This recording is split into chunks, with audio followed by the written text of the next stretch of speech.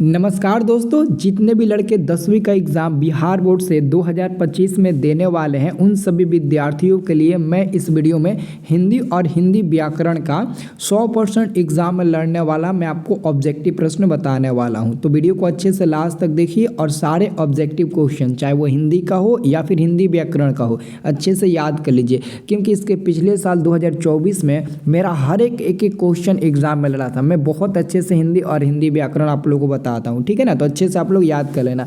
मैं यही चाहूँगा कि आप अच्छे नंबर लाओ, ठीक है।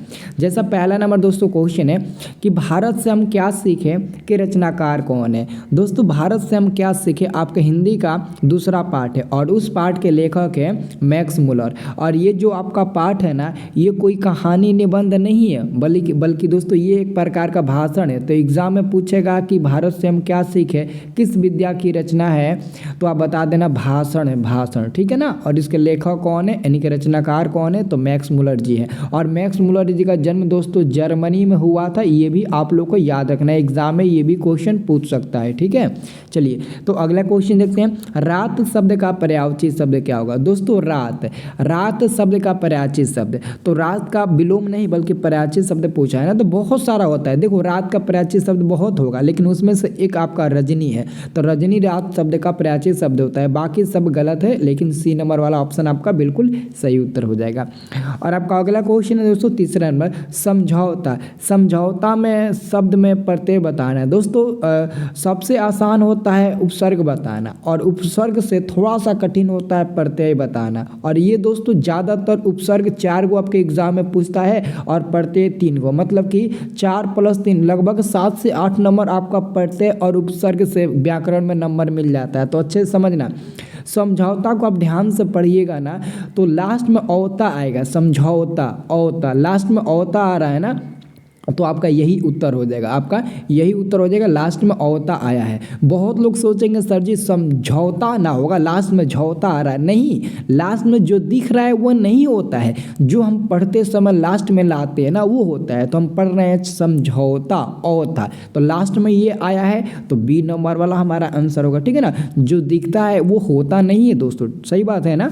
अब अगला क्वेश्चन देख लो, लिखावट। अब लिखावट में कौन सा पढ़ते हैं, तो लास्ट में आपको दिख रहा है खावट, लास्ट में आपको खावट दिख रहा है, तो क्या आप खावट पर टिक लगाएंगे, तो खावट तो ऑप्शन में है ही नहीं, इसलिए जो आप पढ़ते हो लास्ट में आता ना वही आंसर होगा। तो हम पढ़ रहे हैं लिखावट आवट, तो लास्ट में देखो आवट जैसा आपको एक साउंड आ रहा होगा, आवट जैसा, तो वही आवट आपका यहाँ पर प्रत्यय बन जाएगा।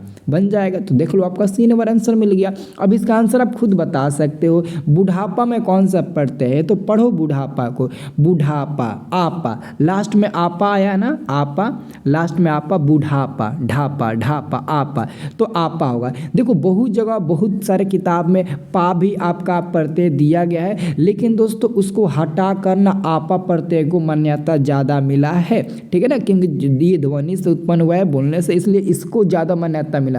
बहुत सारे किताब में पा है, आप क्वेश्चन में भी देखेंगे तो ये दिया होगा, बहुत सारे क्वेश्चन में दिया रहता है, बहुत सारे क्वेश्चन में नहीं दिया रहता है, लेकिन आपका जो ओरिजिनल आंसर होगा ना वो आपा होगा, आप आपा पर टिक लगाए ना, वही आपका आंसर सही होगा।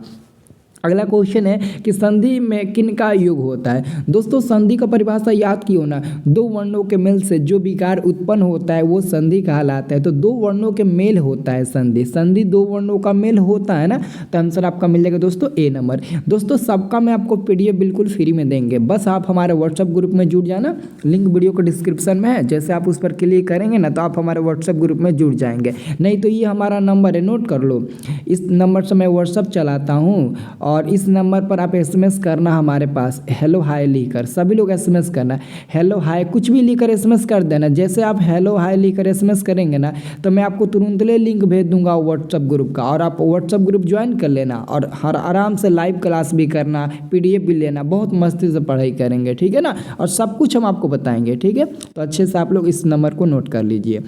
अगला क्वेश्चन है संधि का सामान्य अर्थ। तो दोस्तों अभी आपको मैंने बताया संधि का परिभाषा कि दो वर्णों के मेल से। तो संधि का मेल, संधि का सामान्य अर्थ होता है मेल, तो आपका आंसर हो जाएगा डी नंबर। ठीक है, मैं ऐसा परिभाषा भी बताता हूँ ना कि परिभाषा से ही आपका ऑब्जेक्टिव भी बन जाता है दोस्तों। ठीक है ना।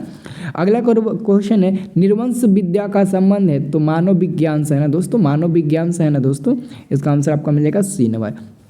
अगला क्वेश्चन है वारेन हैंगस्टन। दोस्तों वारेन हैंगस्टन भारत का गवर्नर जनरल था। इस क्वेश्चन को याद रखना, ये हर बार क्वेश्चन आपके एग्जाम में आता है, बहुत ही इंपॉर्टेंट क्वेश्चन है। वारेन हैंगस्टन कौन था? तो भारत का गवर्नर जनरल था, इसे याद रखना। और अगला क्वेश्चन है बहादुर तुमको अपनी माँ की याद आती है ऐसा कौन पूछता है? दोस्तों बहादुर तुम्हारी माँ की याद आती है ऐसा कौन पूछता है? तो लेखक की पत्नी, लेखक की पत्नी, कहानीकार की पत्नी या फिर रचनाकार के पत्नी। तो कौन थी उसकी पत्नी? तो निर्मला थी। तो निर्मला ही पूछती है कि बहादुर तुमको अपनी माँ की याद नहीं आती है। दोस्तों देखो क्वेश्चन कैसे पूछता है एग्जाम में, बहुत कंफ्यूज करके पूछता है। अभी दोस्तों फिलहाल निर्मला दिया है, कभी कभी ऑप्शन में रहता है कहानीकार की पत्नी, कभी कभी रहता है रचनाकार की पत्नी, कभी कभी रहता है कथावाचक की पत्नी। तो ऐसे ही आप लोग याद रखना निर्मला कौन थी? तो कहानीकार की पत्नी थी, ये याद रखना आप लोग। ठीक है। अगला क्वेश्चन है बहादुर शीर्षक कहानी के कहानीकार कौन है? तो बहादुर पाठ के लेखक पता है कौन है? अमरकांत जी है। लेखक पाठ का नाम तो याद होना चाहिए। बहादुर शीर्षक कहानी के कहानीकार कौन है? अमरकांत जी है। तो ऑप्शन नंबर ए आपका बिल्कुल सही जवाब हो जाएगा। अगला क्वेश्चन है बहादुर कितने वर्ष का था? दोस्तों बहादुर 12-13 वर्ष का था, 12-13 वर्ष का था। ठीक है ना, 12-13 वर्ष का था, 12-13 वर्ष। दोस्तों किताब में एक्यूरेट नहीं बताया गया है, किताब में एक्यूरेट नहीं बताया गया है कि बहादुर 12 वर्ष का ही था या फिर 13 वर्ष का ही था। ऐसे ही 12-13 वर्ष का वो था, तो हम भी ऐसे ही 12-13 वर्ष पर टिक लगाएंगे। ठीक है। अगला क्वेश्चन बहादुर का पूरा नाम। दोस्तों बहादुर का पूरा नाम दिल बहादुर। बहादुर का पूरा नाम क्या था? तो दिल बहादुर। इसे आप लोग याद रखना, बहादुर का पूरा नाम था दिल बहादुर। अब देखो क्वेश्चन पूछा है निर्मला कौन थी? दोस्तों आप क्या टिक लगाओगे? कहानीकार की नौकरानी? नहीं। कहानीकार की बहन? नहीं। कहानीकार की पत्नी? हाँ बिल्कुल, क्योंकि निर्मला कहानीकार की पत्नी थी।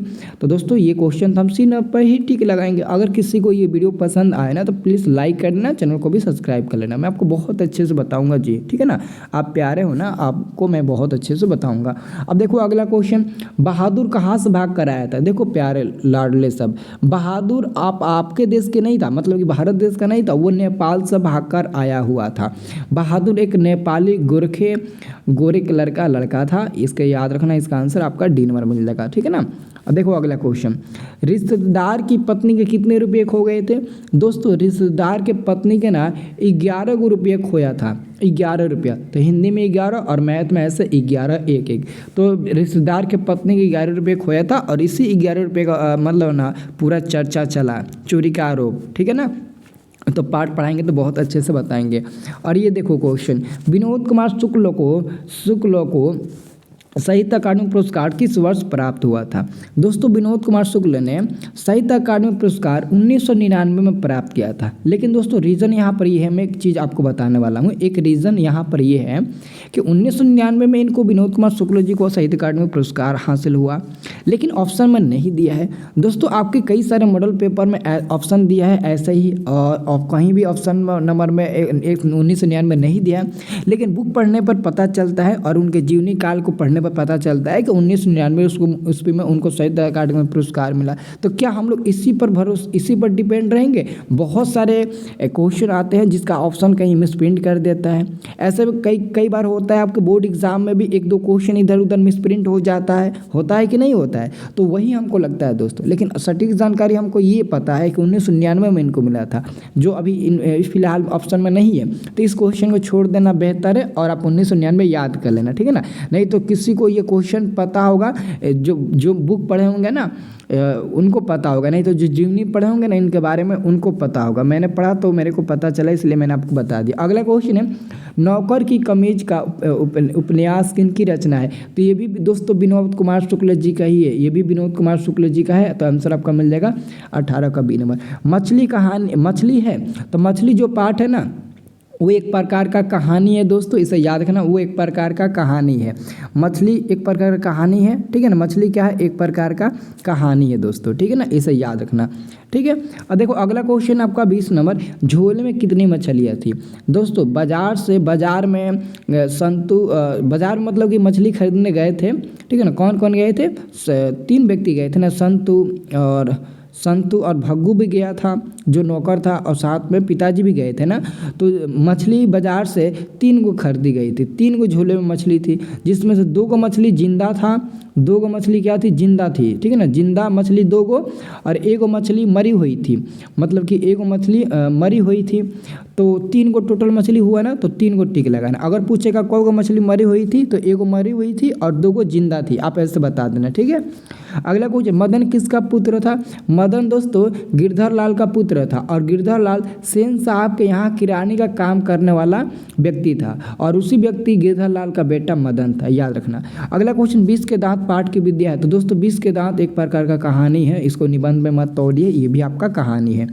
सेन साहब की कार, दोस्तों सेन साहब की कार की कीमत पूछा जा रहा है। तो सेन साहब की एक कार थी जिसकी कीमत दोस्तों 7,500 थी। तो 7,500 चाहे हिंदी में लिखे या फिर मैथ में ऐसे लिखे, तो आप लोग 7,500 पर टिक लगाना। और वो ब्लैक कलर की चमकती धमकती कार थी, वो उनकी कार की कलर कैसी थी, ब्लैक यानी कि काला। अगर रंग पूछेगा तो काला बता देना, ठीक है ना। जैसे नहीं ये गाना निकला है, काले हैं तो क्या हुआ दिल वाले हैं, वैसे ही काले टाइप का वो मतलब ना कार थी और चमकती धमकती थी। अगला क्वेश्चन 24 में, नलिन बिलोचन शर्मा का जन्म। दोस्तों नलिन बिलोचन शर्मा का जन्म 18 फरवरी 1916 ईस्वी में हुआ था, पटना का बदरघाट में। जो अगला क्वेश्चन वही पूछा है कि नलिन बिलोचन शर्मा का जन्म कहाँ हुआ, तो बदरघाट पटना, यानी कि पटना के बदरघाट में नलिन बिलोचन शर्मा का जन्म 18 फरवरी 1916 ईस्वी में हुआ था, इसे याद रखना। अब देखो इनके पूछा गया है नलिन बिलोचन शर्मा के पिता का क्या नाम था। तो इनके पिताश्री का नाम था पंडित रामावतार शर्मा। दोस्तों पंडित रामावतार शर्मा, दोस्तों इसके पिछले साल ना 24 में मैंने बताया था रामधारी सिंह दिनकर के पिता का नाम पूछा था। इस बार दोस्तों ये पूछा, एकदम पक्का अच्छे से याद कर लेना दोस्तों। अगला क्वेश्चन है, नलिन बिलोचन शर्मा के माता का क्या नाम था। दोस्तों नलिन बिलोचन शर्मा जी के माताश्री का नाम था रत्नावती देवी। तो रत्नावती देवी कहो या फिर शर्मा कहो, शर्मा कह सकते हो क्योंकि ये शर्मा फैमिली से बिलोंग करते हैं ना, तो शर्मा आप कहिएगा, रत्नावती शर्मा, ऑप्शन नंबर आपका सी नंबर मिल जाएगा। अब आप ही बताइए, गुणवान शब्द में आपको पढ़ते बताना है। तो गुणवान आप पढ़िए, तो गुणवान लास्ट में वान आ रहा है, भले दोस्तों आपको दिख रहा होगा कि लास्ट में भी वान है और पढ़ने पर भी वान आ रहा है, तो बिल्कुल आपका वही आंसर होगा। नहीं तो आप ये मत कहिएगा सर जी आन होगा, बहुत लोग आन कह देंगे, तो क्या गुणवान पढ़ने पर गुण आन आ रहा है, नहीं गुणवान आ रहा है, वान, इसलिए आपका वान आंसर होगा डी नंबर वाला। इसमें आपको थोड़ा सा दिमाग लगाना है। और अगला क्वेश्चन देखिए ध्यान से, कनिष्ठ में प्रत्यय बताइए। इसमें सारे लड़के फंस जाएंगे, मैं 100% चैलेंज लेता हूँ, अगर नहीं फंसेंगे ना तो मेरे को बताइएगा, ठीक है ना। ये बहुत ज़बरदस्त क्वेश्चन है दोस्तों, इस क्वेश्चन ध्यान से समझ लो। देखो ई है जो आपका नी है ना, अगर इधर समांतरा है तो इसका दोस्तों मतलब क्या होता है पता है, इसका मतलब होता है छोटा ई, ओके। और अगर दोस्तों नी इधर से रहेगा तो इसका मतलब होता है आपका बड़ा ई। तो कनिष्ठ ई आ रहा है ना, तो ई कौन सा होगा, तो आप लोग को डिसाइड कर लेना है इन दोनों में से कौन होगा। तो दोनों में से कौन ई दिख रहा है, इधर वाला ई दिख रहा है ना, इधर वाला ई नी दिख रहा है, तो इसमें का नी में से ई निकलेगा तो ई वाला ई बनेगा, और लास्ट में आधा स और ठ है, तो इष्ट आपका ये होगा, तो इष्ट आपका ये वाला होगा। ट मत दे देना, सी नंबर में ट है तो उस पर भी टिक लगा देंगे, तो पहले सोच समझ कर आंसर टिक लगाना, ठीक है ना।